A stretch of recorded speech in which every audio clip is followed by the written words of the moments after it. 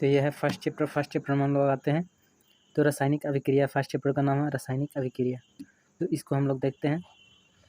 अपने दैनिक जीवन की निम्नलिखित परिस्थितियों पर ध्यान दीजिए और विचार कीजिए कि क्या होता है जब गर्मियों में कमरे के ताप पर दूध को खुला छोड़ दिया जाता है तो क्या होता है। लोहे की तवा अथवा तसला अथवा कील को आर्द्र वायु में खुला छोड़ दे तो क्या होता है। और अंगूर का किण्वन हो जाता है। भोजन पकाया जाता है, हमारा शरीर भोजन को पचा लेता है, हम सांस लेते हैं। ठीक है, ये सब पे गौर करने के लिए बोला, तो ध्यान दीजिएगा। आगे आते हैं। हम इन पर सभी परिस्थितियों में प्रारंभिक वस्तु की प्रकृति तथा पहचान कुछ न कुछ बदलती है। ठीक है, पदार्थ के भौतिक तथा रासायनिक परिवर्तन के बारे में हम पिछली कक्षा में पढ़ चुके हैं। अब कोई रासायनिक परिवर्तन होता है तो हम कह सकते हैं कि रासायनिक अभिक्रिया हुई है। यानी अब कोई रासायनिक परिवर्तन होता है तो हम लोग कह सकते हैं कि यह रासायनिक अभिक्रिया हुई है। ठीक है, तो आगे आते हैं। ये क्रियाकलाप है। क्रियाकलाप क्या कहता है। क्रियाकलाप में पहले सावधानी है, तो सावधानी को देखते हैं। इस क्रियाकलाप में शिक्षक के सहयोग की आवश्यकता है। सुरक्षा के लिए छात्र आँखों पर चश्मा पहन ले, आँखों से रिलेटेड कुछ होगा। ठीक है, तो आगे आते हैं। लगभग 3 से 4 सेंटीमीटर लंबी मैग्नीशियम रिबन को रेगमाल से रगड़कर साफ कर लीजिए। और उसके बाद क्या, इसे चिमटे से पकड़कर स्पिरिट लैंप या बर्नर से इसका दहन करिए तथा इससे बनी राख को वॉच ग्लास में इकट्ठा कर लीजिए, जैसा कि चित्र 1.1 में दिखाया जा चुका है ऐसा। ठीक है, और मैग्नीशियम रिबन का दहन करते समय इसे अपनी आँखों से यथासंभव दूर रखें, क्योंकि इसका प्रकाश रहेगा बहुत ज़्यादा। ठीक है, तो ये क्या है, तो ये देखिए कि ये बर्नर है। ठीक है, और ये है वॉच ग्लास मैग्नीशियम ऑक्साइड है, और उसके बाद है ये मैग्नीशियम रिबन है। ठीक है, मैग्नीशियम रिबन यहाँ पे, तो ये पकड़े हुए हैं। और मैग्नीशियम रिबन का वायु में दहन कर मैग्नीशियम ऑक्साइड को वॉच ग्लास में इकट्ठा करना। ठीक है, तो आगे आते हैं। अगला चैप्टर। आपने देखा होगा कि चमकदार श्वेत लौह के साथ मैग्नीशियम रिबन का दहन होता है तथा यह श्वेत चूर्ण में परिवर्तित हो जाता है। यह मैग्नीशियम ऑक्साइड का पूर्ण चूर्ण है। ठीक है, मैग्नीशियम ऑक्साइड का चूर्ण है। वायु में उपस्थित ऑक्सीजन तथा मैग्नीशियम के बीच होने वाले अभिक्रिया के कारण यह बनता है। कैसे बनता है ये, वायु में उपस्थित ऑक्सीजन तथा मैग्नीशियम के बीच होने वाले अभिक्रिया के कारण बनता है। ऑक्सीजन और मैग्नीशियम का अभिक्रिया होता है, उसके फलस्वरूप बनता है ये। ठीक है, तो ये क्रियाकलाप से ये देख सकते हैं। और ऐसे डायरेक्ट क्वेश्चन पूछ सकता है कि मैग्नीशियम रिबन को ऑक्सीजन में जलाएंगे तो क्या होगा। ठीक है, तो इसलिए हम बोल दिए हैं इसका मोटाई थोड़ा ज़्यादा है, कैसे कम हो गया। ठीक है, देखते हैं अभी ऐसे। और क्रियाकलाप 1.2 क्या है, एक परख नली में लेड यानी शीशा लेड नाइट्रेट का घोल लीजिए, इसमें पोटेशियम आयोडाइड का घोल मिला दीजिए। पोटेशियम क्या, आपने क्या परीक्षण किया, एक परख नली में लेड नाइट्रेट का घोल लेना है और उसमें पोटेशियम आयोडाइड मिला देना है। ठीक है, तो क्या बनता है, क्या होता है वो पूछ रहा है। ठीक है, जैसे कि इसमें नीचे दिया गया होगा, ये है। और अगला क्रियाकलाप पढ़ते हैं 1.3। एक शंक्वाकार फ्लास्क में या परख नली में कुछ दानेदार जिंक लीजिए। ठीक है, इसमें तन्नु हाइड्रोक्लोरिक अम्ल या सल्फ्यूरिक अम्ल मिला लीजिए। सावधानी, अम्ल का इस्तेमाल सावधानी से कीजिए। ठीक है, क्या जस्ते के दाने के आसपास कुछ होता है, दिखाई दे रहा है। शंक्वाकार फ्लास्क या परख नली को स्पर्श कीजिए, क्या इसके तापमान में कोई परिवर्तन हुआ। तो इसको ये है उसका, ये डायग्राम है, ये है कॉर्क से बंद है यहाँ पे। और उसके बाद कांच की नली है, ये कांच की नली है ये लगाया हुआ। और उसके बाद है H2 गैस इसमें है। और शंक्वाकार फ्लास्क है और तनु सल्फ्यूरिक अम्ल है और दानेदार जस्ता है। ठीक है, ये है।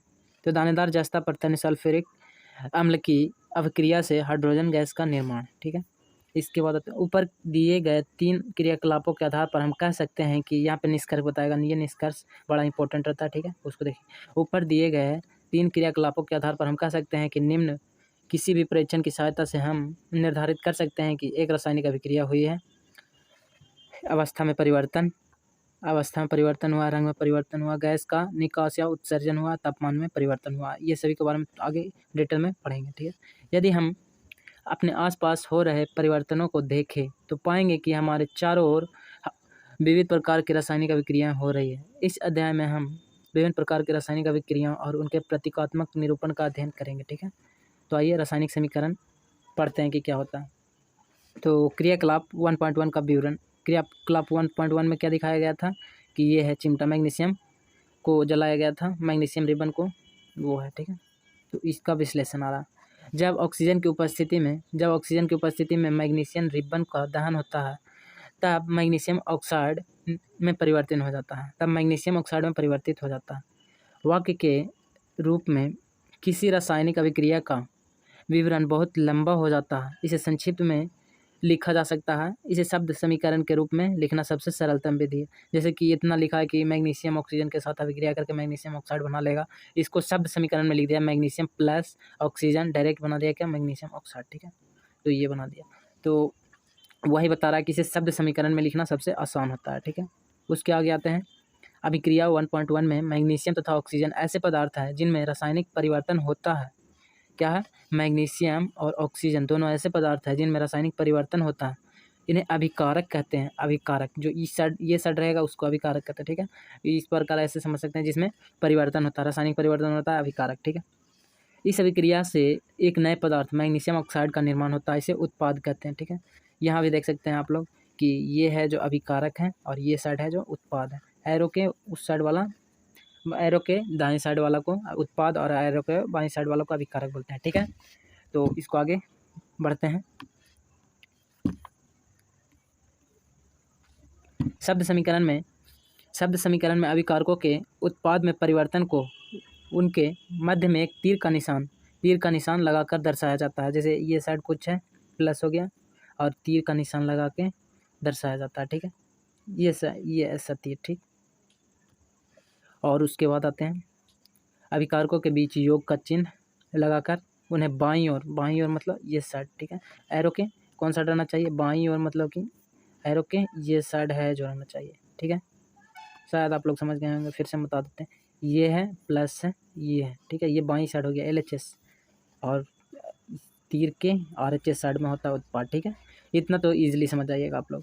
उसके बाद आते हैं, क्या बोल रहा है कि अभिकारकों के बीच योग का चिन्ह लगाकर उन्हें बाईं ओर LHS लिखा जाता है। इसी प्रकार उत्पादों के बीच भी योग का चिन्ह लगाकर उन्हें दाईं ओर लिखा जाता है। लेकिन अभी उत्पाद बहुत कम बन रहा है, इसलिए उसको दाईं ओर, उसको प्लस का चिन्ह नहीं लगाया गया, ठीक है। और तीर का सिरा उत्पाद की ओर होना चाहिए, ठीक है। उत्पाद जो प्रोडक्ट है बन रहा है उसकी ओर होना चाहिए तथा यह अभिक्रिया होने की दिशा को दर्शाता है कि किस साइड अभिक्रिया हो रहा है, ठीक है। अभिक्रिया, रासायनिक समीकरण लिखना, तो रासायनिक समीकरण कैसे लिखा जाता है, ये सब बेसिक डिटेल इसमें मिल रहा है। रासायनिक समीकरण के निरूपण की इससे भी संक्षिप्त विधि है, ठीक है। रासायनिक समीकरण के निरूपण की इससे भी संक्षिप्त विधि है। पूछ रहा है यहाँ पे कि क्या शब्द समीकरण से भी संक्षिप्त विधि कोई हो सकता है, तो हाँ है, आगे पढ़ेंगे। शब्दों की जगह रासायनिक सूत्र का उपयोग करके रासायनिक समीकरणों को अधिक संक्षिप्त तथा उपयोगी बनाया जा सकता है, ठीक है। जैसे कि इसमें बता रहा है कि इसके संकेतों को यूज़ करके इसको और शॉर्ट किया गया है, ठीक है। और क्या करा कि उपयोग करके इसको और संक्षिप्त की और उपयोगी बनाया जा सकता है। रासायनिक समीकरण किसी रासायनिक अभिक्रिया को दर्शाता है।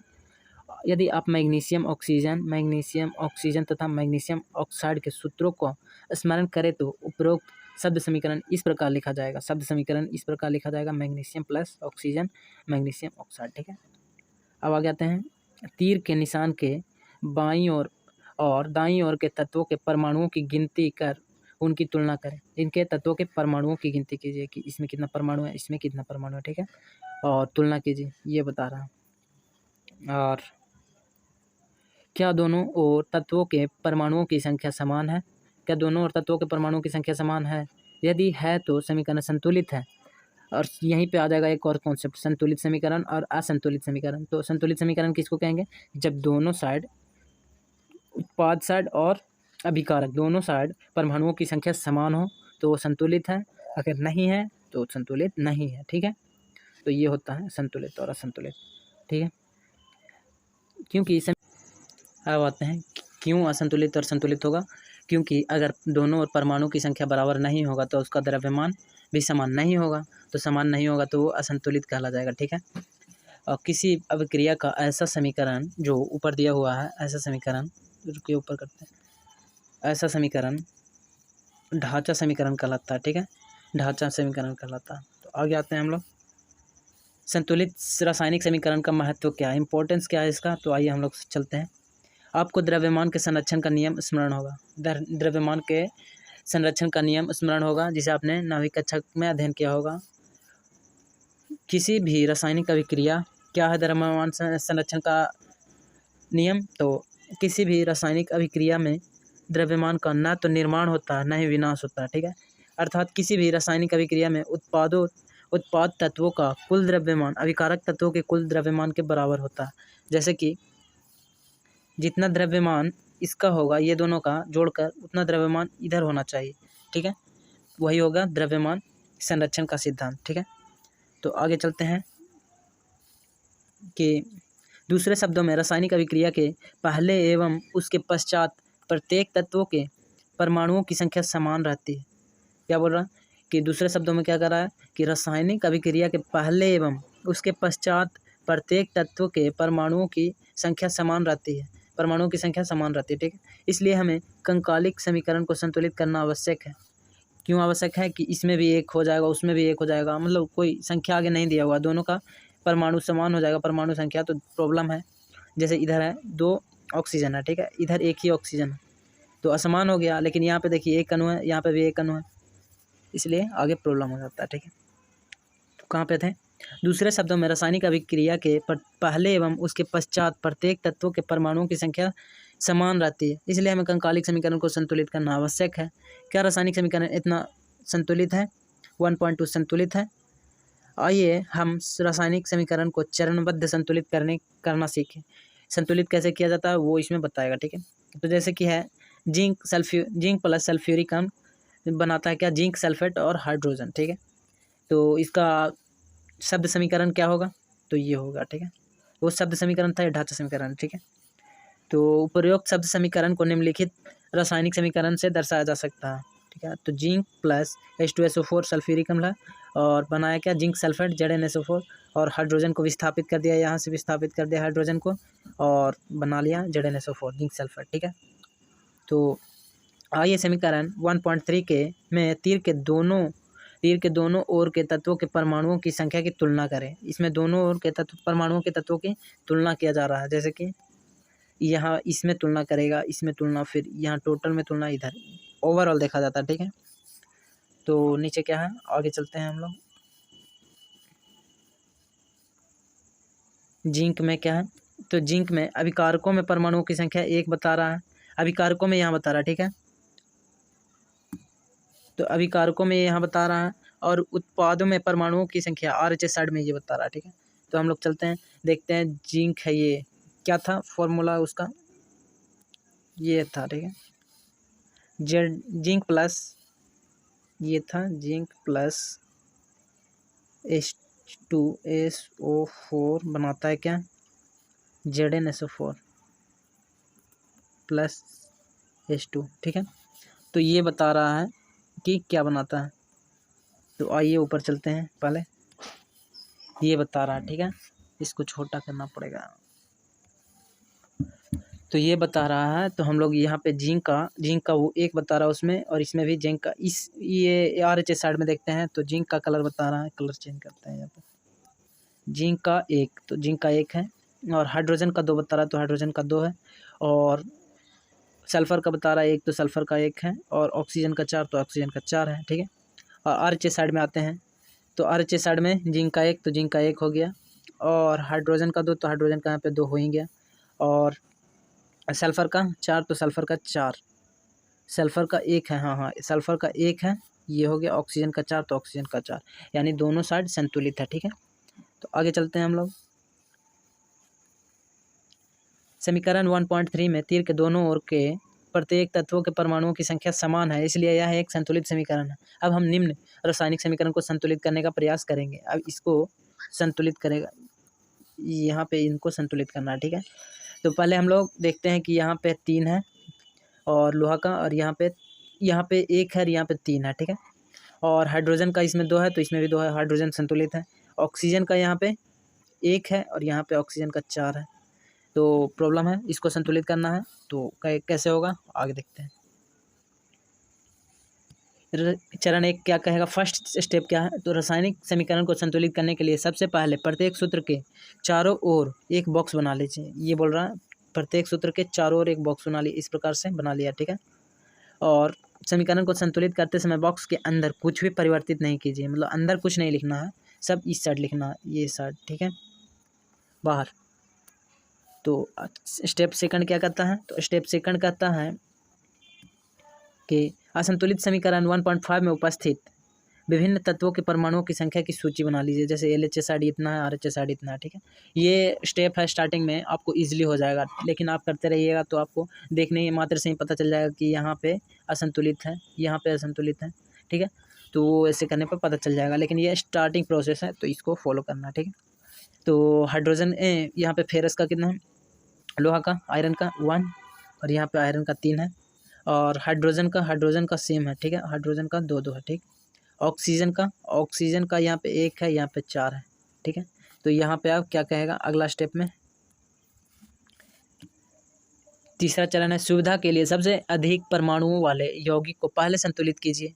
सुविधा के लिए सबसे अधिक परमाणुओं वाले यौगिक को पहले संतुलित कीजिए, जिसमें सबसे ज़्यादा परमाणु है उसको सबसे पहले संतुलित कीजिए, चाहे वह अभिकारक हो या उत्पाद, चाहे LHSID हो या RHSID, ठीक है।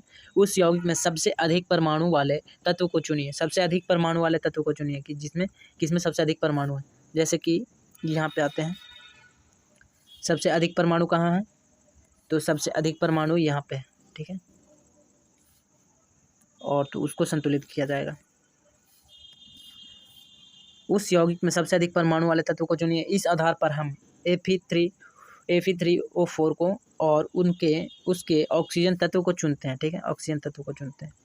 यहाँ पर चुन लिया। दाईं ओर ऑक्सीजन के 4 परमाणु हैं, जबकि बाईं ओर केवल 1। दाईं ओर कहाँ बोल रहा है, यहाँ पे बोल रहा है, देखो ऑक्सीजन के यहाँ पे 4 हैं और यहाँ पे 1 ही है, ठीक है। तो वही बता रहा है। तो क्या करेगा, प्रारंभ में क्या करना है, फर्स्ट अभिकारकों और उत्पादों में 2 कॉलम बना दिया। तो इसमें वो 1 दिया, 1 से गुना किया कि अगर यहाँ पे 2 हाइड्रोजन है तो 2 ही रहेगा, यहाँ पे 1 है, 1 ऑक्सीजन तो 1 ही है, और यहाँ पे क्या किया 4 से गुना कर दिया, ठीक है। तो 4 से गुना कर दिया, फिर यहाँ पे भी आया संतुलित करने के लिए क्या किया 4 से गुना कर दिया, ठीक है। समझ में नहीं आया होगा आप लोग को। तो इसमें स्टार्टिंग में किया क्या है वो आगे पढ़िए, समझ में आएगा। याद रखना है, आवश्यक यह है कि परमाणुओं की संख्या को बराबर करने के लिए हम अभिक्रिया में शामिल तत्वों तथा यौगिकों के सूत्र को नहीं बदलते, जैसे कि ऑक्सीजन परमाणु को, ठीक है, उसमें शामिल तत्वों को नहीं बदलते हैं। और संतुलित करने के लिए हम 4 गुणांक लगाकर 4:2O लिख सकते हैं, लेकिन H2O4 या H2O के होल 4 नहीं, ठीक है, वैसे नहीं लिखना है, जैसे कि बीच में कुछ चेंजिंग नहीं लाना है, ठीक है, पीछे जो लिखना है आगे लिखना है, ठीक है। तो जो लिखना है आगे लिखना है, जैसे कि इसमें किया है कि इसमें आगे लगा दिया है 4, इसमें आगे लगा दिया है 4, और बाकी बाद में कुछ चेंजिंग नहीं लाया। तो इसको पहले यहाँ पे 3 ही है, एक स्टेप तो यहाँ पे किया है कि 4:2O कर दिया, तो 4:2O से क्या हो जाएगा, यहाँ पे 4 ये संतुलित हो गया, ऑक्सीजन सिर्फ संतुलित हुआ, ठीक है, और बाकी कुछ नहीं हुआ अभी। तो यहाँ पे 3 है तो यहाँ पे भी 3 लगाया जाएगा, तो ये हो जाएगा 3 और ये 4, ये संतुलित हो जाएगा। फिर आयरन और ऑक्सीजन संतुलित हो जाएगा, और बचेगा यहाँ पे ऑक्सीजन है, 2 ऑक्सीजन है, तो यहाँ पे भी 2 ऑक्सीजन लगा देगा।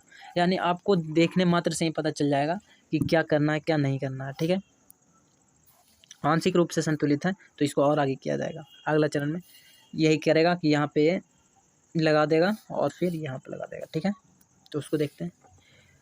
Fe तथा H परमाणु अब भी संतुलित नहीं है। Fe तथा H परमाणु अब भी संतुलित नहीं है। इनमें से किसी एक तत्व को चुनकर आगे बढ़ते हैं। अब कोई एक को चुन के आगे बढ़ना है। अब हम आंशिक रूप से संतुलित समीकरण में हाइड्रोजन परमाणु को संतुलित करते हैं। अब हाइड्रोजन परमाणु को संतुलित करते हैं।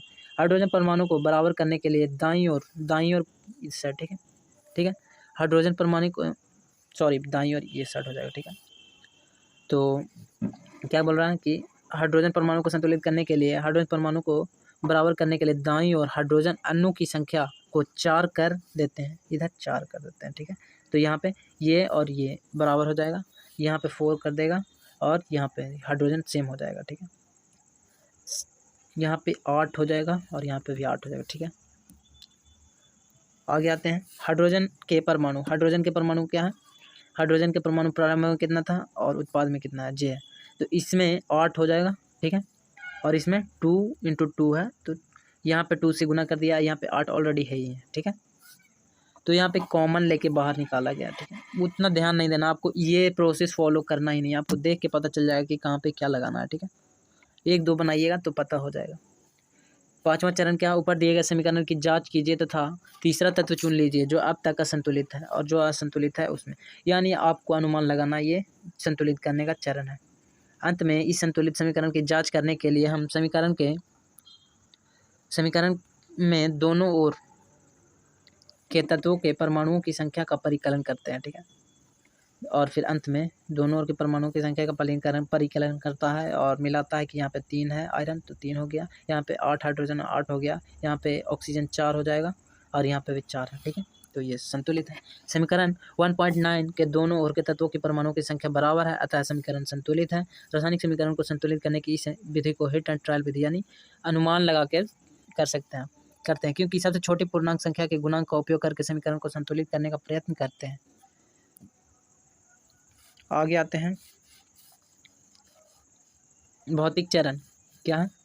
भौतिक अवस्थाओं के संकेत लिखना। ये 7वां चरण है और ये रेयर ही किया जाता है, लेकिन कर देते हैं तो बहुत बढ़िया है। मोस्टली जगह किया ही जाता है, रेयर अब बन गया हो। तो भौतिक अवस्थाओं के संकेत लिखना। ऊपर दिखे संतुलित समीकरण 1.9 की सावधानी से जांच कीजिए। क्या इस समीकरण में हमें अभिकारकों तथा उत्पादों की भौतिक अवस्था के बारे में ज्ञान होता है? तो उस समीकरण से तो ज्ञान नहीं होगा कि कहाँ पे क्या है। जैसे कि देख लीजिए, यहाँ पे ये ठोस है कि ये गैस है कि लिक्विड है, कुछ पता नहीं चल रहा, ठीक है। तो ये बता रहा है कि भौतिक अवस्था की तो जानकारी नहीं मिल रहा। तो भौतिक अवस्था की जानकारी नहीं मिल रहा तो आगे क्या करना है इनका कि अभिकारकों तथा उत्पादों की भौतिक अवस्था के बारे में ज्ञान होता है? तो नहीं होता। इस समीकरण में उनकी भौतिक अवस्थाओं की कोई जानकारी नहीं होती है। रासायनिक समीकरण को अधिक सूचनापूर्ण बनाने के लिए अभिकारकों तथा उत्पादों के रासायनिक सूत्र के साथ उनकी भौतिक अवस्था को दर्शाया जाता है, ठीक है। उनकी भौतिक अवस्था को दर्शाया जाता है। अभिकारकों तथा उत्पादों के गैस, द्रव्य, जलीय तथा ठोस अवस्थाओं को क्रमशः कैसे दर्शाया जाता है? गैस को ब्रैकेट में, लिक्विड को L से, और जलीय को एक्वस से AQ से, और ठोस को S से सॉलिड, ठीक है। इस टाइप से दर्शाया जाता है। तो जैसे कि यहाँ पे है कि इस साइड से दर्शा सकते हैं आप, तो इनको ध्यान रखिएगा, ठीक है। अब क्या है? अभिकारक तथा उत्पाद जब जल में घोल के रूप में उपस्थित होते हैं, तो क्या AQ लिखा जाता है, ठीक है, जलीय। अब संतुलित समीकरण 1.9 को इस प्रकार लिख सकते हैं। किस प्रकार? कि Fe है, हम लोग जानते हैं आयरन सॉलिड है, और H2O है जो यहाँ पे गैस के रूप में है, ठीक है, और Fe3O4 है जो सॉलिड के रूप में है, और यहाँ पे 4H2 है जो गैस के रूप में हाइड्रोजन है, ठीक है। तो ये हो गया उसका संतुलित रूप। आगे आते हैं, इस प्रकार ध्यान, यहाँ पे क्या है? अब संतुलित समीकरण 1.9 इस प्रकार होगा, इस प्रकार ये तो बता दिए। ध्यान दीजिए 1.10 में H2O के साथ G चिन्ह का उपयोग किया गया है। G चिन्ह का उपयोग किया मतलब गैस, ठीक है। तो यहाँ पे जल है जो गैस के रूप में, यह दर्शाता है कि इस अभिक्रिया में जल का उपयोग वाष्प के रूप में हुआ है, ठीक है। तो ये तो ध्यान देना पड़ेगा आपको। और प्रायः हर रासायनिक समीकरण में भौतिक अवस्था को शामिल नहीं किया जाता जब तक कि यह आवश्यक न हो। आपको बताया जाएगा कि इसमें भौतिक अवस्था को शामिल करना है तो होगा। अगर आपको बताया गया है कि इसमें भौतिक अवस्था को शामिल नहीं करना है, अब रेयरली बताता ही नहीं है कि भौतिक अवस्था, अगर बताया तो आपको करना पड़ेगा, नहीं बताया तो ऐसे ही छोड़ सकते हैं, ठीक है। कभी कभी अभिक्रिया की परिस्थितियाँ जैसे कि ताप, दाब, उत्प्रेरक आदि को भी तीर के निशान के ऊपर या नीचे दर्शाया जाता है, जैसे यहाँ पर दर्शाया गया है, ठीक है, ऊपर, और यहाँ पर दर्शाया गया है सूर्य का प्रकाश और क्लोरोफिल यहाँ पे आवश्यक है, वो दर्शाया गया है। तो ये एग्जाम्पल के लिए आप याद कर सकते हैं, ये बहुत ही अच्छा एग्जाम्पल है और पूछा भी जा सकता है, ठीक है। तो यहाँ पे इस प्रकार क्या आप पुस्तक में दिए गए समीकरण 1.2 को संतुलित कर सकते हैं। 1.2 क्या था? स्टार्टिंग में था, उसको देख लीजिएगा। अब प्रश्न है क्या? प्रश्न देखते हैं या छोड़ दें? देख लेते हैं थोड़ा देर। वायु में जलने से पहले मैग्नीशियम रिबन को साफ क्यों किया जाता है? ये सब क्वेश्चन है जो आपको माइंड को खोलेगा, ठीक है। आप इसके बारे में सर्च कर सकते हैं या पूछ सकते हैं, ठीक है। अच्छा क्वेश्चन आता है। निम्नलिखित रासायनिक अभिक्रियाओं के लिए संतुलित समीकरण लिखिए। यहाँ पे संतुलित समीकरण लिखना है। हाइड्रोजन क्लोरीन, हाइड्रोजन क्लोराइड बनाता है HCl, barium chloride plus aluminium sulphate क्या बनाता है, बेरियम सल्फेट बनाता है, और एल्युमिनियम क्लोराइड बनाता है। सोडियम प्लस जेल मिलकर क्या बनाता है, सोडियम हाइड्रोक्साइड बनाता है और हाइड्रोजन मुक्त करता है। ठीक है, तो ये सब करना होगा आपको होमवर्क के लिए। और निम्नलिखित अभिक्रियाओं के लिए उनकी अवस्थाओं के संकेतों के साथ संतुलित समीकरण लिखिए। और यहाँ पे बोल दिया गया है कि उनका अवस्था भी लिखना है। जैसे अगर H2O का प्रयोग लिक्विड के रूप में हुआ है तो एक्वस के रूप में हुआ तो वो लिख सकते हैं, गैस के रूप में हुआ तो वो लिख सकते हैं। ठीक है, और आगे आता है रासायनिक अभिक्रियाओं के प्रकार। वो तो हो गया रासायनिक अभिक्रिया के बारे में डिटेल और उसके बारे में संतुलित करना। ठीक है, अब आते हैं रासायनिक अभिक्रिया के प्रकार क्या होता है। तो रासायनिक अभिक्रिया का प्रकार क्या होता है, तो यहाँ से स्टार्ट करते हैं। कक्षा 9 में हम अध्ययन कर चुके हैं कि रासायनिक अभिक्रिया के समय किसी एक तत्व का परमाणु दूसरे तत्व के परमाणु में नहीं बदलता है। मतलब कोई एक तत्व का परमाणु है वो दूसरे तत्व के परमाणु में नहीं बदलता, ना तो कोई परमाणु मिश्रण से बाहर जाता है और न ही बाहर से मिश्रण में आता है। ये क्या करा कि कक्षा 9 में हम अध्ययन कर चुके हैं कि रासायनिक क्रिया के समय किसी एक तत्व का परमाणु दूसरे तत्व के परमाणु में नहीं बदलता। जैसे हाइड्रोजन का परमाणु है तो ये सोडियम के परमाणु में नहीं बदलेगा, या सोडियम का परमाणु है तो हाइड्रोजन के परमाणु में नहीं बदलेगा, ये बोल रहा है। ठीक है, और न तो कोई परमाणु मिश्रण से बाहर जाता है और न ही बाहर से मिश्रण में आता है। जैसे कि कोई मिश्रण है, ठीक है, और कोई मिश्रण में ना तो इसमें कोई बाहर से आ सकता है और ना इसमें से बाहर जा सकता है। ठीक है, ये बता रहा कि वास्तव में किसी रासायनिक अभिक्रिया में परमाणुओं के आपसी आबंध के टूटने एवं जुड़ने से नए पदार्थ का निर्माण होता है। तो आप लोग पूछ सकते हैं कि ये दोनों हो ही नहीं सकता है, तो नए पदार्थ का निर्माण कैसे होता है। तो नए पदार्थ का निर्माण होता है बाउंड का टूटने से। ठीक है, वो जो पदार्थ है उसका बाउंड टूटा तो नए पदार्थ का फॉर्मेशन होता है। ठीक है, परमाणुओं के बीच विभिन्न प्रकार के आबंध के बारे में आप अध्याय 3 और 4 में पढ़ेंगे। 2-3 प्रकार के बाउंड होते हैं, उसके बारे में आप लोग पढ़ेंगे अध्याय 3 और 4 में। ठीक है, वो होता रहा है। और यहाँ पे आते हैं एक ग्लास में क्या है एग्जांपल, जल के साथ कैल्शियम ऑक्साइड की अभिक्रिया से बुझे हुए चूने का निर्माण हो रहा है यहाँ पे, और वो बता रहा है कैसे हो रहा है। ठीक है, तो बीकर है, बीकर में जल ले लिया गया है, कैल्शियम ऑक्साइड है, और जल के साथ कैल्शियम ऑक्साइड की अभिक्रिया करता है तो बुझे हुए चूना का निर्माण होता है। ठीक है, ये बता रहा है। और आगे आते हैं संयोजन अभिक्रिया। तो संयोजन अभिक्रिया क्या करता है, उसमें पहले एक क्रियाकलाप है, ये क्रियाकलाप कैल्शियम ऑक्साइड यही वाला क्रियाकलाप है। ठीक है, तो इसको पढ़ लीजिएगा। आगे आते हैं, यहाँ पे टेम्परेचर भी निकलेगा, आप ध्यान दीजिएगा। ठीक है, उसमें क्षेपीय अभिक्रिया होता है। ठीक है, कैल्शियम ऑक्साइड जल के साथ तीव्रता से अभिक्रिया करके बुझे हुए चूने यानी कैल्शियम हाइड्रोक्साइड, ये ध्यान रखिएगा कि बुझा हुआ चूना को क्या कहते हैं, तो बुझा हुआ चूना को कैल्शियम हाइड्रोक्साइड कहते हैं। ठीक है, बुझा हुआ चूना को कैल्शियम हाइड्रोक्साइड कहते हैं। यहाँ पे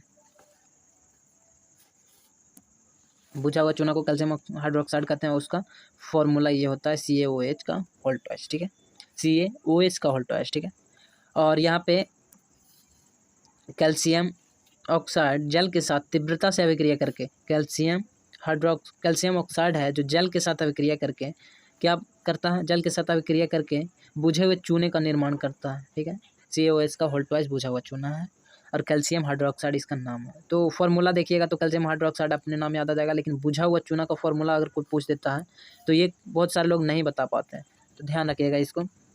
और इसमें यह ऊष्मा क्षेपीय अभिक्रिया देखिएगा। और आगे आते हैं, इस अभिक्रिया में कैल्शियम ऑक्साइड तथा जल मिलकर एकल उत्पाद कैल्शियम हाइड्रोक्साइड बनाते हैं। ठीक है, कैल्शियम हाइड्रोक्साइड बनाते हैं। ऐसी अभिक्रिया जिसमें 2 या 2 से अधिक अभिकारक मिलकर एक एकल उत्पाद का निर्माण करते हैं उसे संयोजन अभिक्रिया कहते हैं। जैसे यहाँ पे वो ऐसी अभिक्रिया जिसमें 2 या 2 से अधिक पदार्थ, पहला ये हो गया, दूसरा ये हो गया, मिलकर एकल पदार्थ ठीक है, सिंगल पदार्थ का उत्पाद का निर्माण करता है उसे संयोजन अभिक्रिया कहते हैं। जैसे 2 चीज़ मिलकर फॉर्मेशन किया एक नया चीज़ का, बड़ा चीज़ का। ठीक है, तो उसको क्या कहते हैं, संयोजन अभिक्रिया कहते हैं। मतलब संयोग हो रहा है। ठीक है, ये दोनों का संयोग हो रहा है यहाँ पे। ठीक है, तो ये बता रहा है। ठीक है, आगे आते हैं, क्या आप जानते हैं मैं क्या लिखा हुआ, ऊपर की अभिक्रिया में निर्मित बुझे हुए चूने के विलयन का उपयोग दीवारों की सफेदी करने के लिए किया जाता है। बुझे हुए चूने का उपयोग कहाँ किया जाता है, कि दीवारों की सफेदी करने में किया जाता है। कैल्शियम हाइड्रोक्साइड वायु में उपस्थित कार्बन डाइऑक्साइड के साथ धीमी गति से अभिक्रिया करके क्या करता है, कैल्शियम हाइड्रोक्साइड है जो वायु में उपस्थित, अब वहाँ से तो ये फॉर्मेशन हुआ था कैल्शियम हाइड्रोक्साइड का, लेकिन अब फिर क्या करेगा, ये कार्बन डाइऑक्साइड के साथ धीमी गति, मतलब टाइम टेकिंग होता है इसका प्रोसेस, गति के साथ अभिक्रिया करके दीवारों पर कैल्शियम कार्बोनेट की एक पतली परत बना देता है। और दीवारों पर क्या करता है, कैल्शियम कार्बोनेट की एक पतली परत बना देता है। सफ़ेदी करने के 2-3 दिन बाद कैल्शियम कार्बोनेट का निर्माण होता है और इससे दीवारों पर चमक आ जाती है। रोचक बात यह है कि संगमरमर का रासायनिक सूत्र भी कैल्शियम कार्बोनेट ही है, ठीक है, कैल्शियम कार्बोनेट ही है, मतलब कैल्शियम संगमरमर का रासायनिक सूत्र ये है कैल्शियम कार्बोनेट। और कैल्शियम कार्बोनेट का उपयोग कैसे होता है, कैल्शियम कार्बोनेट का उपयोग होता है दीवारों की चमक को बढ़ाने के लिए, ठीक है। और वो कैसे बनता है, तो बुझा हुआ चूना, ठीक है, बुझा हुआ चूना कैल्शियम हाइड्रोक्साइड और कार्बन डाइऑक्साइड दोनों मिलकर, जैसे दीवार है इतना बड़ा, ठीक है, दीवार है इतना बड़ा, उस पर पोत दिया, ठीक है, पोत दिया, अब यहाँ पे पोत दिया, उसके बाद ये CO2 से रिएक्शन करेगा, CO2 से रिएक्शन करके और यहाँ पे कैल्शियम कार्बोनेट का निर्माण कर देगा, ठीक है, कैल्शियम कार्बोनेट का निर्माण कर देगा और यहाँ पे दीवारों में चमक आ जाएगा, यही बताना चाह रहा है ये। और यहाँ पे ये याद रखिएगा, ये पूछ सकता है कि दीवारों पर सफ़ेदी करने के लिए किसका उपयोग किया जाता है, तो कैल्शियम हाइड्रोक्साइड का उपयोग किया जाता है और बन जाता है क्या, कैल्शियम कार्बोनेट, ठीक है, और H2O मुक्त हो जाता है और ये बहुत कम मात्रा में मुक्त होता है, तो अब पता नहीं चलता होगा।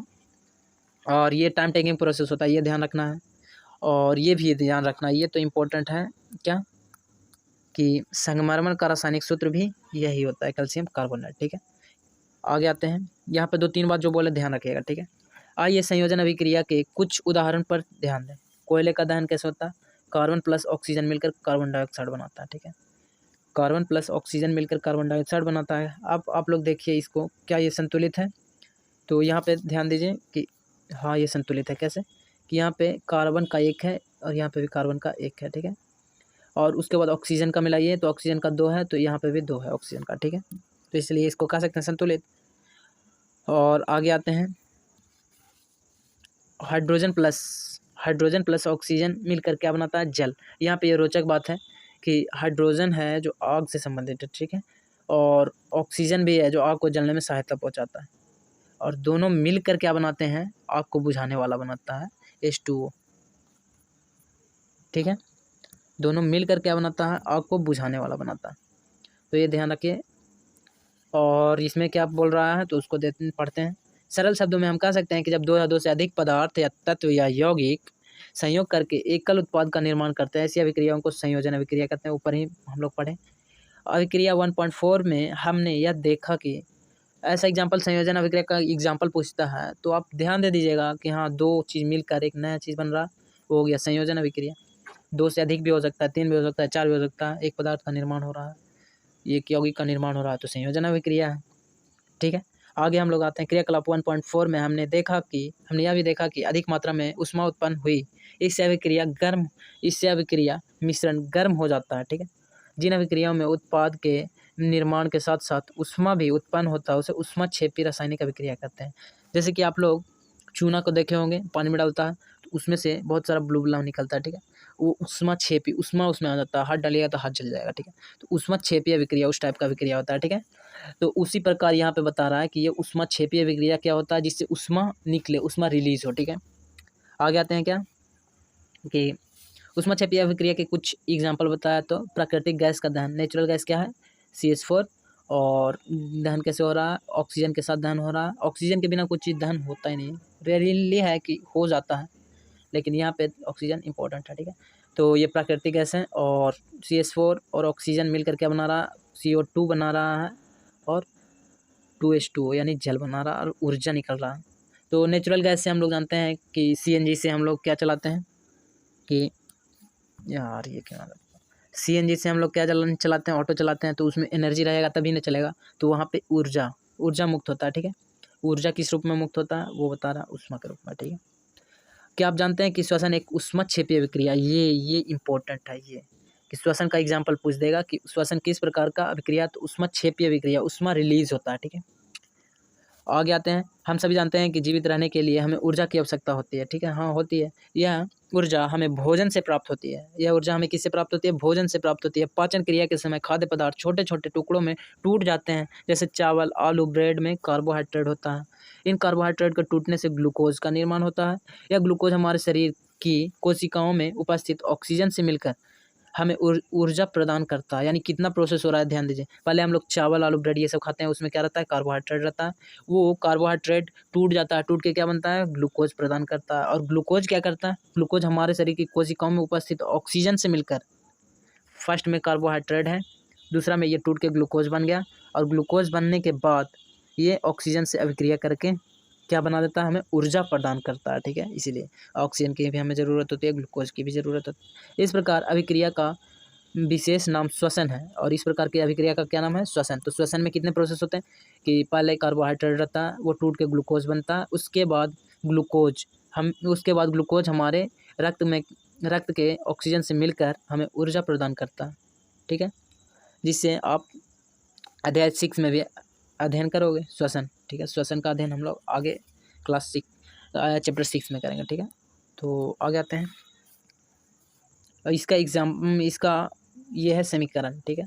तो समीकरण ये है कि ये याद रखना, ये 2 समीकरण याद रखना, एक ये समीकरण और एक हम लोग पहले बताए थे पीछे, वो क्या कौन सा था?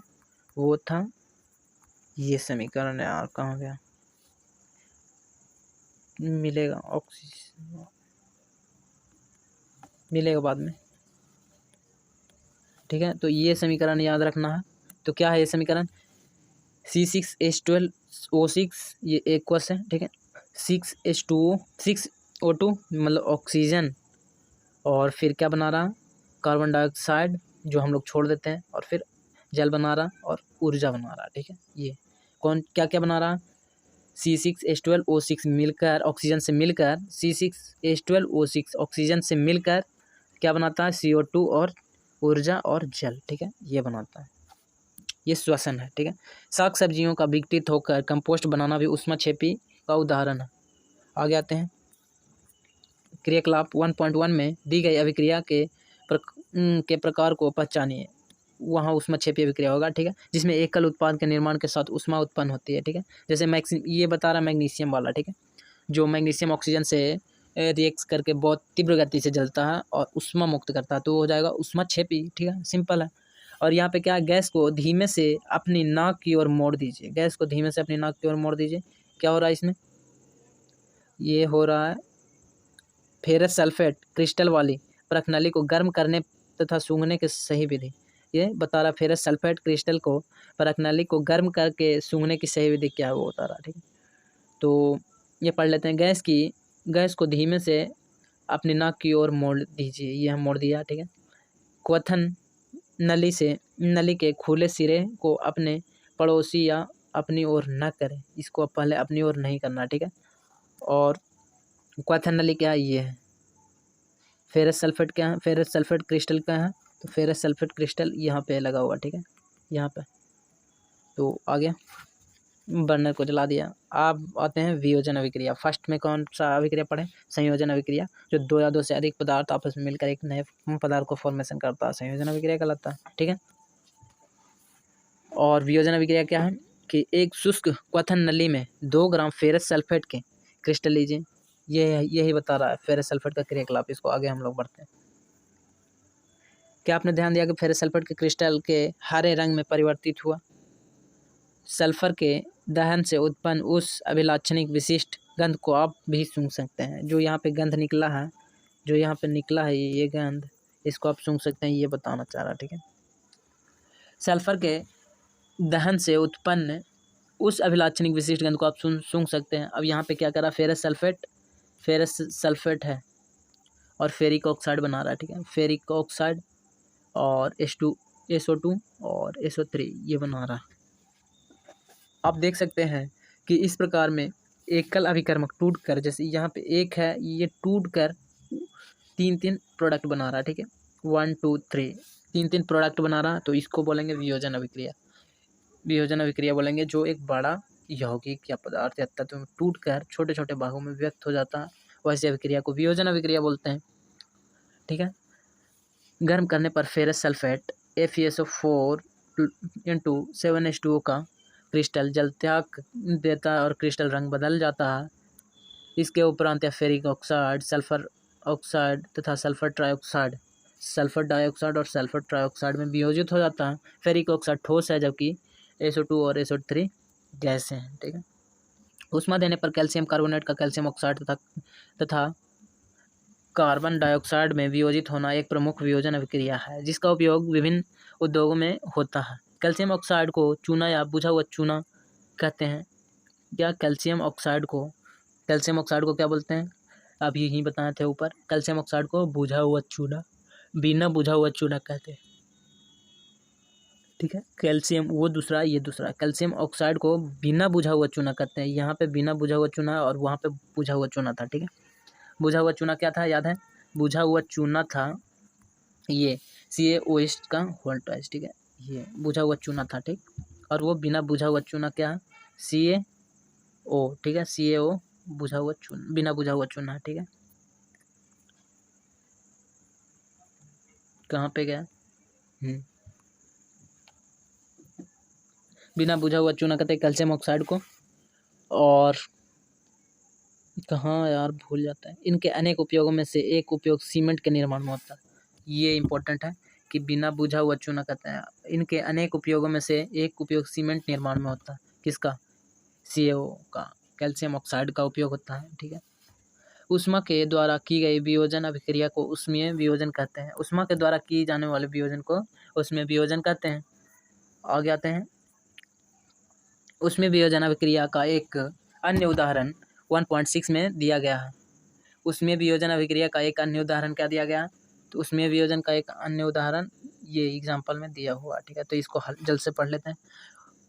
एक क्वथन नली में 2 ग्राम लेड नाइट्रेट का चूर्ण लीजिए। चिमटे से क्वथन नली को पकड़कर ज्वाला के ऊपर रखकर इसे गर्म कीजिए और जैसा कि 1.5 में दिखाया गया, पहले एक क्वथन नली में 2 ग्राम लेड नाइट्रेट का चूर्ण लेना है। यहाँ पे क्वथन नली में लेड नाइट्रेट का चूर्ण ले लिया। ठीक है। उसके बाद क्या किया? चिमटे से क्वथन नली को पकड़कर ज्वाला के ऊपर रखकर इसे गर्म कीजिए। जैसे कि यहाँ पे चिमटा से पकड़ लिया और ज्वाला के ऊपर रखकर गर्म कर रहा है। ठीक है।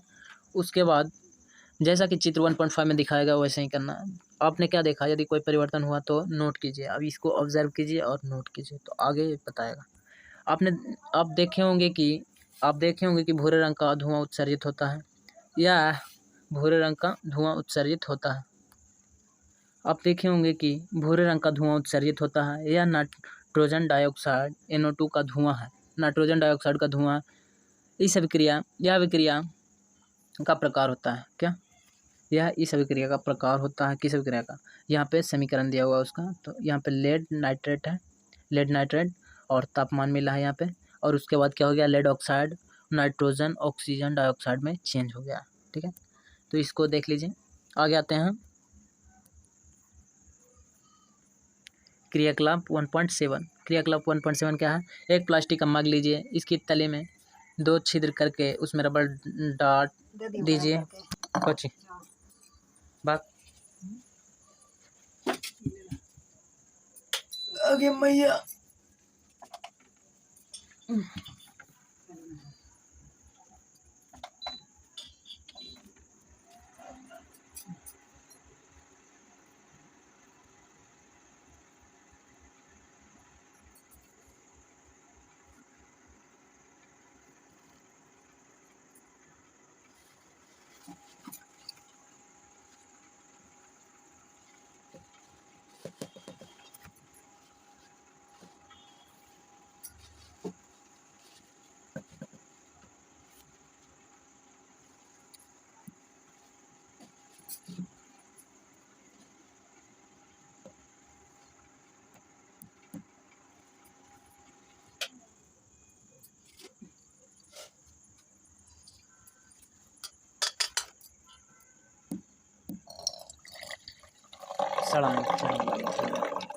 क्योंकि नहीं है।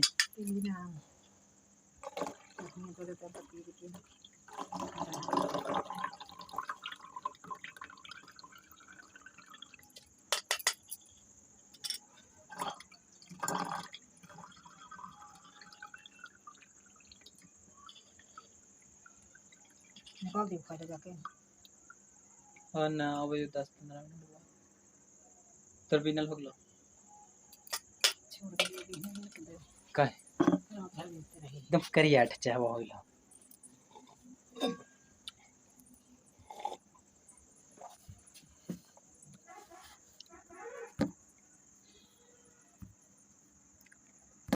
क्रियाकलाप 1.9 है।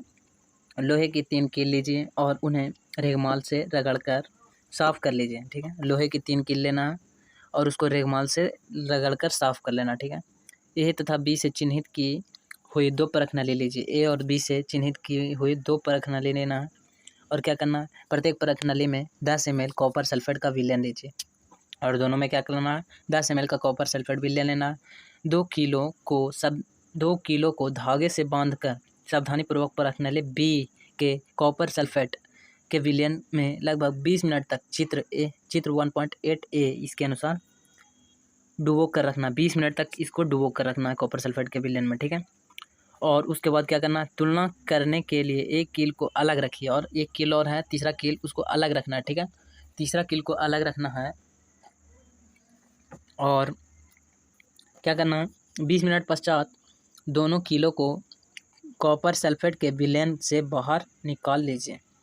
दोनों कीलों को बाहर निकाल लेना 20 मिनट बाद और परख नली ए तथा बी में कॉपर सल्फेट के विलयन के नीले रंग की तीव्रता की तुलना कीजिए और नीले रंग की तीव्रता की तुलना करना है। ठीक है, कि कौन सा ज़्यादा नीला है कौन सा कम है। ठीक है, कॉपर सल्फेट के विलयन में डूबी कीलों के रंग की तुलना बाहर रखी कील से कीजिए और कीलों की भी तुलना करना है। ठीक है, आइए अब आगे आते हैं,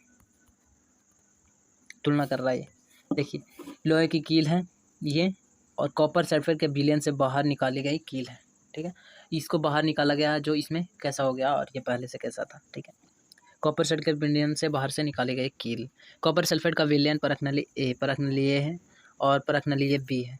परख नली स्टैंड अभिक्रिया मिश्रण बी, परख नली बी है ये और परख नली वो ये है। ठीक है, और ये क्या दर्शाता है कि क्या कहता है वो आगे जानते हैं। प्रयोग से पहले तथा उसके उपरांत लोहे की कील तथा कॉपर सल्फेट के विलयन की तुलना कीजिए। लोहे की कील और कॉपर सल्फेट के विलयन की तुलना करना है कि किसका क्या रंग है। ठीक है, लोहे की कील का रंग भूरा क्यों हो जाता है, कॉपर सल्फेट के विलयन का रंग नीला रंग मलिन क्यों पड़ जाता है, नीला रंग जो था वो मलिन क्यों पड़ जाता है, जो बताना चाह रहा है, ये पूछना चाह रहा है। इस क्रियाकलाप में निम्नलिखित अभिक्रिया है। कौन सा अभिक्रिया हो कि Fe है जो लोहा है वो CuSO4 यानी कॉपर सल्फेट से मिलके क्या बन रहा है, आयरन सल्फेट बन रहा है। आयरन सल्फेट FeSO4 बन रहा है और कॉपर मुक्त हो जा रहा है। ठीक है, अलग हो जा रहा है। इस अभिक्रिया में लोहे ने दूसरे तत्व कॉपर सल्फेट के विलयन में विस्थापित कर हटा दिया। क्या किया, यहाँ से देखिए सच में हटा दिया। यहाँ पे कॉपर था उसको लोहा हटा देता है और कॉपर को बाहर कर देता है और लोहा उसकी जगह अपने आप में आ जाता है उसकी जगह। यानी यहाँ से ये भी कह सकते हैं समझने के लिए कि जो कॉपर के पास संपत्ति था CuSO4 उसको लोहा अपने साथ कर लिया और कॉपर को बाहर कर दिया। ठीक है, आजकल चुनावी मुद्दा तो ऐसे भी कर सकते हैं कि कॉपर को छोड़कर सल्फेट है जो लोहा से दोस्ती कर लिया और इसको अकेला छोड़ दिया। ठीक है, ये भी हो सकता है। तो इसको कौन सा अभिक्रिया कहते हैं, विस्थापन अभिक्रिया कहते हैं। ठीक है, और क्या है, इस प्रकार को विस्थापन अभिक्रिया कहते हैं। विस्थापन अभिक्रिया के कुछ अन्य उदाहरण हैं, इसका उदाहरण और भी है जो विस्थापित कर दे रहा है। जैसे कॉपर को यहाँ भी विस्थापित कर रहा है जिंक।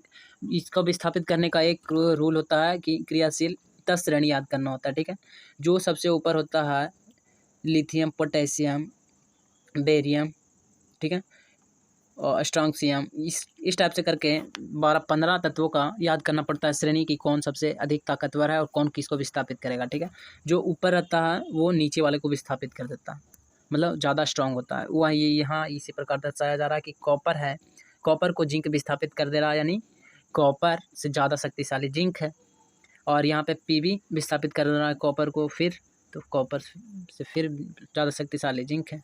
और फिर आगे आते हैं, जिंक तथा लेड कॉपर की अपेक्षा अधिक क्रियाशील तत्व हैं। ये बोले क्रियाशीलता तो क्रियाशीलता श्रेणी याद करना होगा। वे कॉपर को उसके यौगिक से विस्थापित कर देते हैं। ठीक है, आगे आते हैं परख नली वाला द्विविस्थापन अभिक्रिया। द्विविस्थापन क्या होता है वो एग्जाम्पल के साथ समझना। सोडियम सल्फेट के विलयन युक्त परख नली, सोडियम सल्फेट के विलयन युक्त परख नली है, और बेरियम क्लोराइड के विलयन युक्त परख नली। इसमें बेरियम क्लोराइड है, इसमें सोडियम है। अब हम आपको बताना चाहते हैं कि कौन होगा, तो लिखवा सर कानामंगल ऐसे करके हम लोग के सर पढ़ाते हैं। तो बेरियम ज़्यादा शक्तिशाली है सोडियम से, ठीक है, तो एक दूसरे को विस्थापित कर देगा। देखिएगा द्विविस्थापन है तो ऐसा ही होगा। एक परख नली में 3 ml सोडियम सल्फेट का विलयन लीजिए, सोडियम सल्फेट का विलयन लीजिए। अन्य परख नली में 3 ml बेरियम क्लोराइड का विलयन लीजिए, दोनों विलयन को मिला दीजिए, ठीक है। आपने क्या देखा, मिलाने के बाद क्या देखा, तो आइए आगे आते हैं।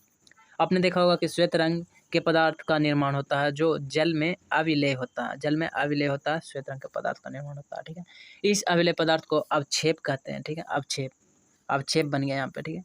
जिस अभिक्रिया में अवक्षेप का निर्माण होता है उसे अवक्षेपन अभिक्रिया कहते हैं। यहाँ पे अवक्षेप का निर्माण हो गया तो अवक्षेपन अभिक्रिया कहते हैं। कोई ठोस पदार्थ जो जल में अघुलनशील हो उसे अवक्षेप कहते हैं। अवक्षेप समझते ही होगा आप, ठीक है। तो यहाँ पे अवक्षेप का निर्माण कैसे हुआ, तो यहाँ पे सोडियम सल्फेट है और बेरियम क्लोराइड है, सोडियम सल्फेट बेरियम क्लोराइड, और बेरियम सल्फेट बन गया और सोडियम क्लोराइड बन गया। तो यहाँ पे अच्छा से देखिए कि ये है जो सोडियम है जो इसके साथ चला गया, और यहाँ से बेरियम है जो यहाँ पे आ गया। मतलब दोनों एक अपना अपना स्थान चेंज कर लिया। जैसे यहाँ से सोडियम है, यहाँ से सोडियम है जो क्लोराइड के साथ चला गया, और बेरियम है जो सल्फेट से के साथ चला गया, ठीक है, वो देख सकते हैं। तो ये द्विविस्थापन अभिक्रिया, अवक्षेप का निर्माण हो रहा तो अवक्षेपन अभिक्रिया हो गया, ठीक है। तो ऐसा क्यों होता है, तो बेरियम +2 चार्ज है और सोडियम नहीं सल्फेट, ठीक है, SO4 में 2 नेगेटिव चार्ज है। अभिक्रिया से बेरियम सल्फेट के अवक्षेप का निर्माण होता है। एक अन्य उत्पाद सोडियम क्लोराइड का भी निर्माण होता है जो विलयन में ही रहता है। वे अभिक्रियाएं जिनमें अभिकारकों के बीच आयनों का आदान प्रदान होता है उन्हें द्विविस्थापन अभिक्रिया कहते हैं। यानी द्विविस्थापन अभिक्रिया का एक अन्य डिफिनेशन क्या हो गया कि वह अभिक्रिया जिनमें आयनों का आदान प्रदान होता है। यहाँ पे देख सकते हैं कि यहाँ पे +2 है, यहाँ पे -2 है, तो ये दोनों आपस में आयनों का आदान प्रदान कर लिया। और सोडियम और क्लोराइड में भी वैसा ही कुछ रिलेशन है, तो ये आयनों का आदान प्रदान कर लेता है, और आयनों का आदान प्रदान करने के बाद ये बन जाता है द्विविस्थापन अभिक्रिया, क्योंकि ये दोनों आपस में एक दूसरे को विस्थापित कर देते हैं, ठीक है। आगे आते हैं क्रियाकलाप 1.2 पे। ध्यान दें, आपने लेड का सेकंड वैलेंसी, ठीक है, लेड 2 नाइट्रेट तथा पोटेशियम आयोडाइड के विलयन को मिश्रित किया है। तो हम लोग तो अभी तक नहीं किया, हम लोग पढ़ रहे हैं सिर्फ, ठीक है। अवक्षेप किस रंग का था, क्या आप अवक्षेपित यौगिक का नाम बता सकते हैं। इस अभिक्रिया के लिए संतुलित रासायनिक समीकरण लिखिए। क्या यह द्विविस्थापन अभिक्रिया है, ये बताने क्रियाकलाप करने को कह रहा है, ठीक है। अब आते हैं आगे आते हैं अपचयन और उपचयन अभिक्रिया, ठीक है। ऑक्सीडेशन है ये है, ठीक है। आगे पढ़ते हैं हम लोग उपचयन एवं अपचयन अभिक्रिया, ऑक्सीडेशन और रिडक्शन अभिक्रिया ये होता है, ठीक है। तो क्रियाकलाप 1.11 है। चाइना डिश में 1 ग्राम कॉपर चूर्ण लेकर उसे गर्म कीजिए। किसमें, चाइना डिश में, चाइना डिश है ये, हमें तो पता नहीं था यार, ठीक है। चाइना डिश में 1 ग्राम कॉपर चूर्ण लेकर उसे गर्म कीजिए चित्र 1.10 की सहायता से, ठीक है। आपने क्या देखा, अब गर्म कीजिए और देखिए क्या होता है। तो कॉपर चूर्ण है और इसको गर्म कर रहा है, बर्नर है, और ये चाइना डिश है। कॉपर चूर्ण की सतह पर कॉपर ऑक्साइड की काली परत चढ़ जाती है, कॉपर ऑक्साइड की। कॉपर चूर्ण की सतह पर, कॉपर चूर्ण या चूर्ण है जो भी है, उसकी सतह पर क्या होता है कि काली परत चढ़ जाता है। यह कॉपर ऑक्साइड कॉपर में ऑक्सीजन के योग से बना है, क्योंकि ऑक्सीजन तो अवेलेबल हो गई। तो क्या हो गया कि Cu+O2 क्या बनाता है, टेम्परेचर मिल ही गया, तो CuO बनाता है, CuO कॉपर ऑक्साइड बना देता है। यदि इस गर्म पदार्थ CuO के ऊपर हाइड्रोजन गैस प्रवाहित की जाए तो सतह की काली परत भूरे रंग की हो जाती है, और यहाँ से हाइड्रोजन से रिएक्शन करके क्या बन जाता है, भूरा रंग बन जाता है। और ये सब टेम्परेचर के अवेलेबल में हो रहा है इसको, ठीक है। तो आगे आते हैं कि यहाँ पे पूछ सकता है कि कॉपर ऑक्साइड को हाइड्रोजन के उपस्थिति में गर्म किया जाता है तो क्या होता है, तो इसका हरे रंग का हो जाता, कलर चेंज हो जाता है, ठीक है। अभिक्रिया के समय जब किसी पदार्थ में ऑक्सीजन की वृद्धि होती है, अभिक्रिया के टाइम में जब किसी पदार्थ में ऑक्सीजन की वृद्धि होती है तो कहते हैं उसका उपचयन हुआ। क्या, उपचयन हुआ, ऑक्सीजन का बढ़ना, उपचयन, ठीक है। तथा जब अभिक्रिया में किसी पदार्थ में ऑक्सीजन का ह्रास होता है तो कहते हैं उसका अपचयन हुआ। क्या? अपचयन। उपचयन और अपचयन में ध्यान दीजिएगा कि ऑक्सीजन का वृद्धि, ऑक्सीजन बढ़ रहा है तो उपचयन, इसको ऐसे भी याद कर सकते हैं कि ऊ है जो आ से बढ़ा है, ठीक है, आ के बाद ऊ आता है यानी बड़ा है, तो बड़ा है तो बढ़ा होगा ऑक्सीजन, आ है तो घटा है तो इसमें घटा है तो अपचयन, ठीक है, इस प्रकार से याद कर सकते हैं। और क्या हो गया? जब अभिक्रिया में किसी पदार्थ में ऑक्सीजन का ह्रास होता है तो कह सकते हैं उसका अपचयन हुआ, यानी आप पहले आता है तो आप पहले आता है तो घटा उसमें, और वो बाद में आता है तो उसमें बढ़ा है ऑक्सीजन, ठीक है, ये हो गया। ध्यान दीजिएगा, जिसमें ऑक्सीजन बढ़ता है उपचयन और जिसमें ऑक्सीजन घटता है अपचयन, ठीक है। ये केस हाइड्रोजन के साथ भी होता है, हाइड्रोजन के केस में उल्टा होता है, ठीक है। और अभिक्रिया 1.29 में कॉपर टू वैलेंसी वाला कॉपर है, ठीक है। कॉपर ऑक्साइड में ऑक्सीजन का ह्रास हो रहा है इसलिए यह उपचयित हुआ। क्या? कॉपर ऑक्साइड में ऑक्सीजन का ह्रास हो रहा है इसलिए यह अपचयित हुआ है। हाइड्रोजन में ऑक्सीजन की वृद्धि हो रही है, इसलिए यह उपचयित हुआ है। क्या हो रहा है यहाँ पे देख सकते हैं हम लोग कि हाइड्रोजन में ऑक्सीजन जुड़ गया, ठीक है, तो ये क्या हो जाएगा, ऑक्सीजन बढ़ रहा है तो ये उपचयित होगा ऊ, ठीक है।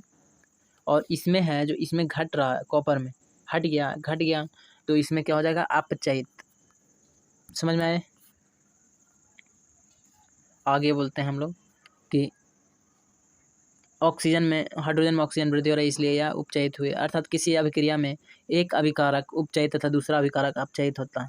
क्या होता है? किसी अभिक्रिया में एक अभिकारक है जो अपचयित और दूसरा उपचयित होता है। अपचयित उपचयित होता है उसको क्या कहते हैं? अपचयन अभिक्रिया या रेडॉक्स, जिसमें दोनों साथ साथ होता है उसे रेडॉक्स अभिक्रिया कहते हैं, ठीक है। रेडॉक्स अभिक्रिया, रिडक्शन और ऑक्सीडेशन दोनों होता है। ऑक्सीडेशन और रिडक्शन दोनों होता है, उसे रेडॉक्स अभिक्रिया कहते हैं। अपचयन उपचयन अभिक्रिया, ठीक है, जिसमें साथ साथ होता है, ठीक है। यहाँ पे भी हो रहा है। और सिर्फ एक पूछा अपचयन का, तो अपचयन का पूछेगा तो ये एग्जांपल दे देंगे, और उपचयन का पूछा तो ये, और साथ में तो पूरा हाईलाइट, ठीक। और रेडॉक्स अभिक्रिया के कुछ उदाहरण है। रेडॉक्स अभिक्रिया के कुछ उदाहरण क्या है? यह है जिंक ऑक्साइड प्लस कार्बन मिलके क्या बनाता है, जिंक प्लस कार्बन बनाता है, ठीक है। अब मैग्नीशियम डाइऑक्साइड और हाइड्रोजन क्लोराइड मिलकर क्या बनाता है, मैग्नीशियम क्लोराइड और H2O और क्लोरीन, ठीक है। तो इस अभिक्रिया में कार्बन उपचयित होकर CO और ZNO अपचयित होकर क्या बनाता है, ZNO अपचयित होकर जिंक बनाता है, ठीक है। तो ये तो हो गया। आगे आते हैं। अभिक्रिया 1.32 में HCl में क्लोराइड में उपचयित तथा MnO2 MnCl2 में अपचयित हुआ है। यानी सिंपल ये पूरा माजरा इसीलिए है कि जिसमें ऑक्सीजन ऐड हो रहा है, ऑक्सीजन ऐड हो रहा मतलब ऑक्सीजन बढ़ रहा है, उसमें क्या हो रहा है कि उसमें हो रहा है उपचयन, ठीक है। और जिसमें अभिक्रिया क्या हो रहा है, जिस अभिक्रिया में ऑक्सीजन घट रहा है, जिसमें अभिक्रिया में ऑक्सीजन हट रहा है, वो क्या हो जाएगा, वो हो जाएगा अपचयन, ठीक है।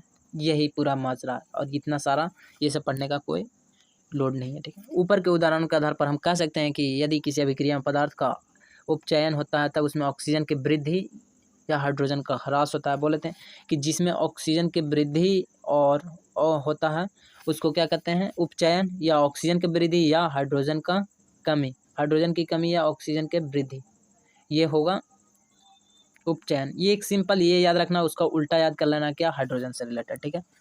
ये होगा पदार्थ का अपचयन तब होता है जब उसमें ऑक्सीजन का ह्रास या हाइड्रोजन की वृद्धि होती है। ये हो गया सिंपल, ठीक है। एक बार और बोल देते हैं, जिसमें ऑक्सीजन का वृद्धि हो रहा है उपचयन, ठीक, और जिसमें ऑक्सीजन का कमी हो रहा है अपचयन, ये हो गया। लेकिन एक और केस क्या है, तो इसका उल्टा, जस्ट उल्टा है, जिसमें हाइड्रोजन की कमी हो रहा है उसको उपचयन, जिसमें हाइड्रोजन की वृद्धि हो रहा है उसको अपचयन, ठीक है।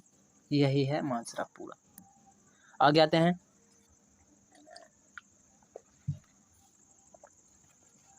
क्रियाकलाप 1.1 पर ध्यान दीजिए, जिसमें एक चमकदार ज्वाला के साथ मैग्नीशियम रिबन का वायु में दहन होता है तथा यह श्वेत पदार्थ मैग्नीशियम ऑक्साइड में परिवर्तित हो जाता है। इस प्रक्रिया में मैग्नीशियम का उपचयन होता है या अपचयन। या अगर मैग्नीशियम के साथ ऑक्सीजन ऐड हो रहा है तो आप देखिए, अगर हट रहा तो आप देखिए, और देख के यहाँ पे आंसर दीजिए, ठीक है। और आगे क्या है कि आपने दैनिक जीवन में उपचयन अभिक्रिया के प्रभाव को देखा है, तो ये प्रभाव है तो उसको बारे में हम लोग देख लेते हैं। संक्षारण है, कोरोजन, ये सबसे रिलेटेड होगा।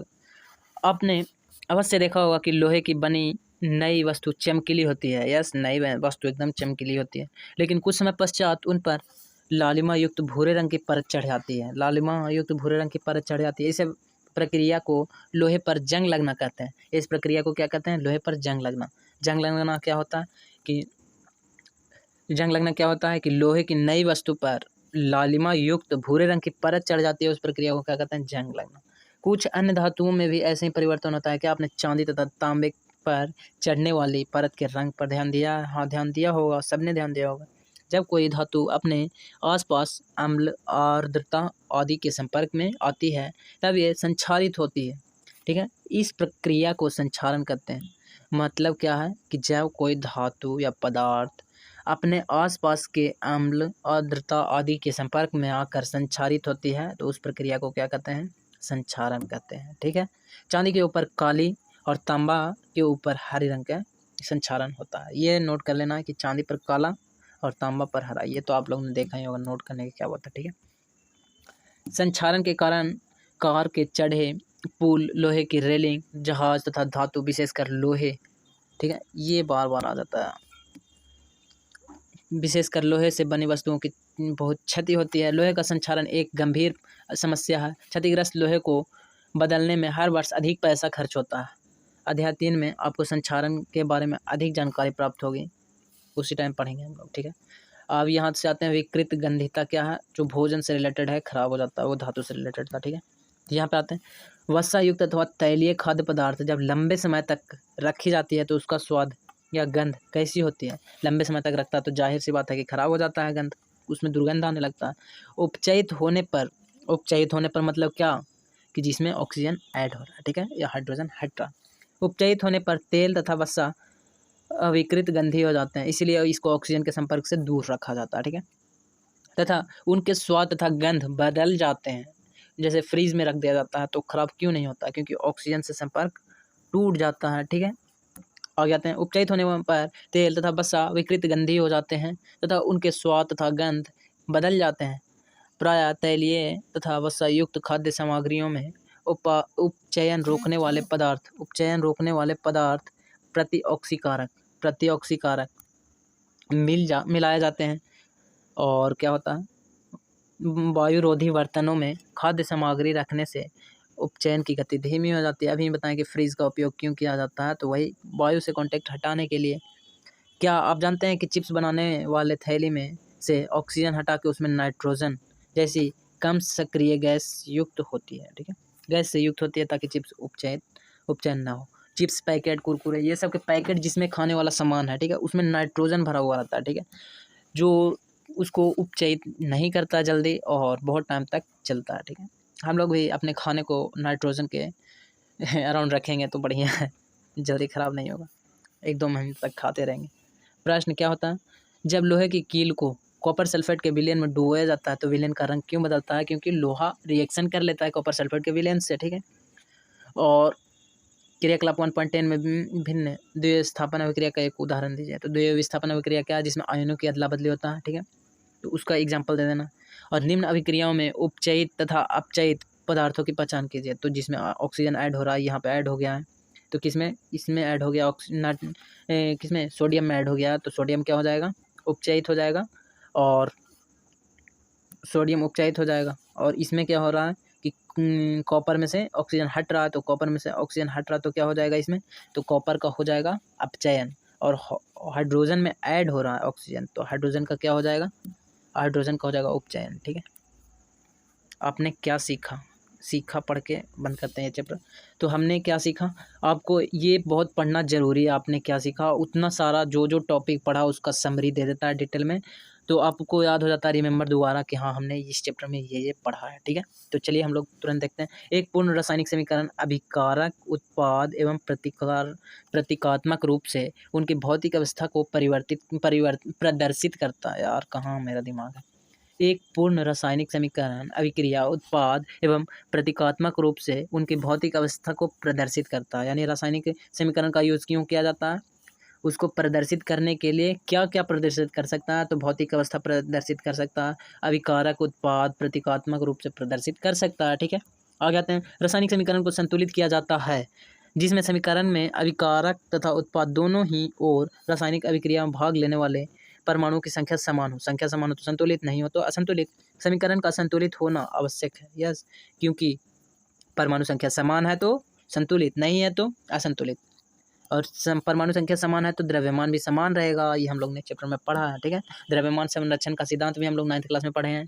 ठीक है, आगे आते हैं। संयोजन अभिक्रिया में दो या दो से अधिक पदार्थ मिलकर एक नए पदार्थ का निर्माण करता है। क्या होता है कि एक और एक दो दूसरा पदार्थ मिलकर तीसरा पदार्थ एक नया पदार्थ का निर्माण करता है, होता है संयोजन अभिक्रिया। वियोजन अभिक्रिया में क्या होता है, कोई एक बड़ा पदार्थ मिलकर छोटे छोटे पदार्थ में बट जाता है, उसको कहते हैं वियोजन अभिक्रिया।